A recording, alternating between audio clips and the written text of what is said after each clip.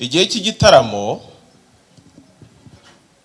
abantu bavuga ibigwi by'umuntu, kandi ubwo ndi imandwa sindi bubeshye, ntabwo imandwa zigira ikinyoma.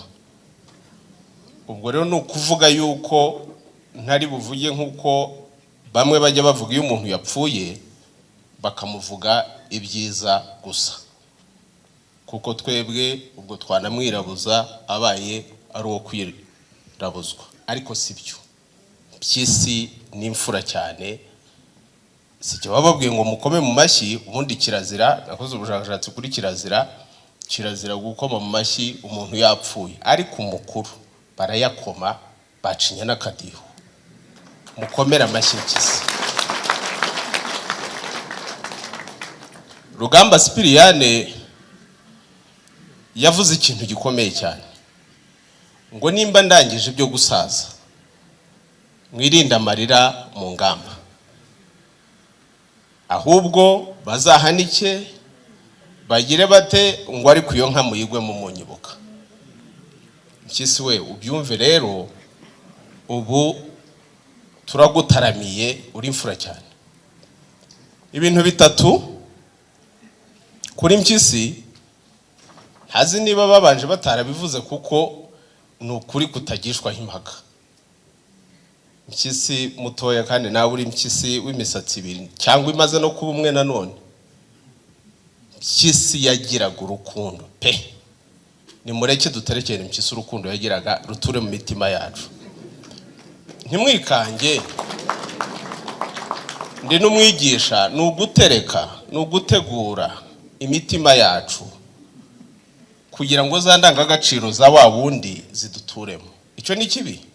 Nta kibi nazanye mu Badiventisti, ndubaha imyizerere y'abantu. Akagira urukundo ntarobanure. Twamenyanye ndi agasore k'inyiga guhuma, kavuye muri kaminuza ariko kihebeye umuco. Ndamubwira nti ndi naka, ndi muri ibi n'ibi, ndashaka kuzaza kukureba. Atuzaze. Duhura bwa mbere rero twahujwe n'igitaramo cy'umuco, kugira ngo rero umupasitoro yemere gutaramana n'umupfumu. Ubwo uramenye icyo yapfumuye nawe.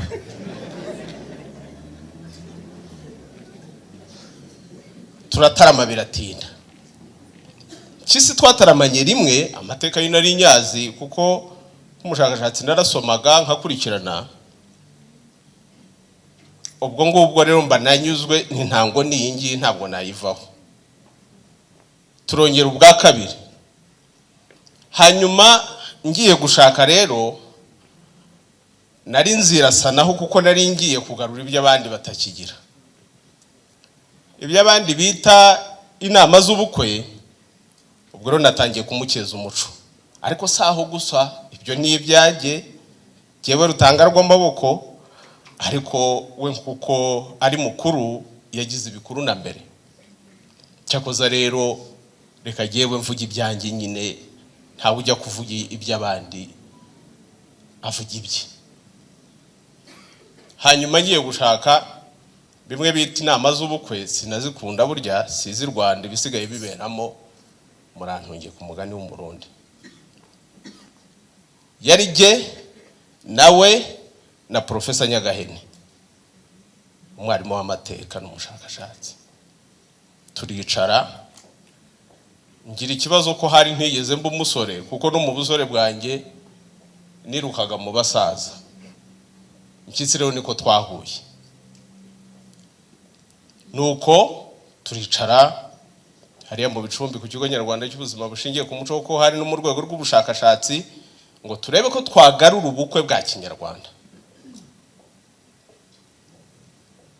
Ndavuga uko bizagenda, niko sha hariya ngo ugiye kugira ubukwe bwa Kinyarwanda wagahunguwe. Ariko rero wita izina rikomera, ndakwita agahungu kandi numva Rutangarwamaboko. Ntisigewe je ntacyo nkomeramo, ni sogokuruza, kandi n'ubu ndagusheje nawe uri sogokuruza. Ashaje afite imyaka 104, sogokuruza yashaje afite imyaka 102. nzaba ndeba ibya Rutangarwamaboko nanjye nguyu. Kandi sogokuruza namukuriye mu maboko ibyo abanyarwanda bita kuba umugirwa, no kuvuga wa wundi wagizwe agatozwa kugira ngo azatore. No twarankurikiranye n'abayirwa basaza. Mpyisi ati nikore wavuze ibindi nabikunze ni byiza ugiye no kugira ibitagirwa, ibitarigeze kugirwa n'undi muntu. Yarabivuze mu ijambo ryo mu bukwe bwanjye, abantu babibonye barabibonye. Atariko ndakubaza kimwe, uzarongoza iki? Nzarongoza iki? Subu simpari nyine nzarongora. Nigiraga nk'utazi ibyo ari byo, ariko nari namenye haganisha. Ariko ndatinya kuko Mpyisi gutwamye, ubwo nyine wakwigirayo wabutesetse. None se Imana igira icyaha? Erega abanyarwanda buryo bavuga Imana y'u Rwanda, bareba n'umuntu bakavuga ngo nakuriye si umuntu, ni Imana y'u Rwanda yigendera. Mpyisi yari Imana y'u Rwanda. Muteye abanyarwanda mugira imana nyinshi, akada n'imico y'Imana afite muri we. Twagira amahirwe Imana yari muri we natwe yaba muri twe. Mu mukomera amashyi, Mpyisi yari afite Imana muri we. Iyo abanyarwanda bavuga ngo uriya muntu si umuntu, ni Imana y'u Rwanda yigendera. Imana zamwaritse ku mutima. Ntabwo baba bavuga ko tugira nyinshi. Tugira imwe yitwa iri hose: Rurema, Rugira, Rugaba, Rwagisha, Rugabo. Niyirema niko abanyarwanda bayita. Ikabiri hose si y'abanyarwanda gusa. Harabavuga ngo ni y'u Rwanda, ni i Rwanda. I Rwanda ni mutima. Mpyisi yari umuntu w'umutima, akagira indangagaciro z'uwashyize umutima mu bantu. Ni Imana, yari afite Imana muri we, ku buryo umubonye ubona ari Imana yigendera mu bantu. Nimukomera amashyi so rero nimwongere natwe abashishiriye tumukeze. Ni imfura cyane, kandi ibihe biragiye, hagiye ibindi arapfundikiye, hagiye kuza ikindi gihe. Uko mbivuze abakuru barabyumva. Mpyisi atoyamo injyana ku ruhande Rutangarwamaboko. Abakuru barongozaga umwishwa. Niba uvuga ubukwe bwa Kinyarwanda, uzarongoza umwishwa sha wagahunguye? Urabyiteguye? Nta Imana tugira koko ndumugira Imana, kandi n'imfura yagenda mwese umugira Imana burya biva henshi. Ndamubwira nti nari natinye kubibabwira kuko nari nzi ko wantarutsa ukantwama ngo aha nashyomye ngo ibyo byatsi nongeye kugarura mu bantu.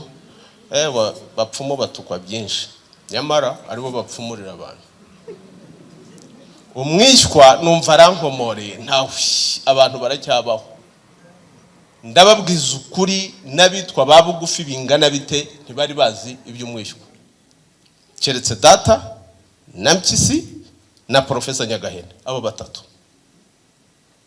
Mushiki wanjye we wahamuye umwishywa, nawe bamubwiye ngo uhamure ugiye guhita urongozwa. Nta muntu n'umwe wari ubizi.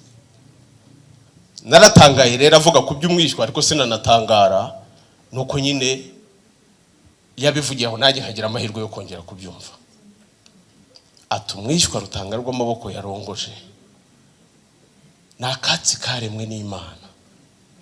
Atabona ubundi aba barongoza ibyuma. Ati iyo ntindi y'impeta se, niko yavuze. Yavugaga amagambo akomeye. Buri Imana ivuze ntabwo ivuga ibintu byoroshye. Ati iyo ntindi y'impeta z'abantu barongoza bivuze iki? Ati ubundi mu Kinyarwanda umuntu yarongozaga umwishywa ngo urwo rugo rwishyuke. Kwishyuka rero ngo ni banyamwishyuka mu nduru, ngo ni banyamwishyuka mu ntambara, ngo ni agati katarara impundu, ngo iyo katarongoye karabanwa. N'ubu no mu rupfu hano dufitemo ibyiza, ubuzima n'umweru n'umukara. Ubu rero nazanye n'injishi yanjye yakitaga agakobwa nako. Haguruka wa gakobwa we, ukeze bene Mpyisi. Ati Ruta, ushatse umugore mwiza, ni igitangaza n'impamo. Agaseka neza cyane. Yicarije injishi yanjye. Mpyisi rero yaramunyereje. nuko ndamubaza ariko ubwo tukabana ari jye nawe abana be ntawe ubimenya. Umupastori ugenda mu bapfumu buriya yageragayo nawe Gerard Rubanza Gerard, ariko ndivuga kuko uhuza naso ubundi ni Mpyisi, wenda ukaba waramutwamye uri kukira gipfumu kigira hwiye. Hanyuma rero ageze igihe ibintu bitangiye kuba ukundi, ndamubwira ntari uko nta bana ugira. Ati ndabagira. Nta muryango ugira? Ati ndawugira. None se ubibona warageze mu muryango w'iwacu ukanshingira ukansabira ukagira ute? Hanyuma ubu ugiye cyangwa nkaye tuzavuga ko tubana nabande se? Niho yakumbwiye. Ati mfite umuhungu wanjye witwa Gerard Mpyisi, duhana gahunda ko tuzamureba. Uko tuzamureba rero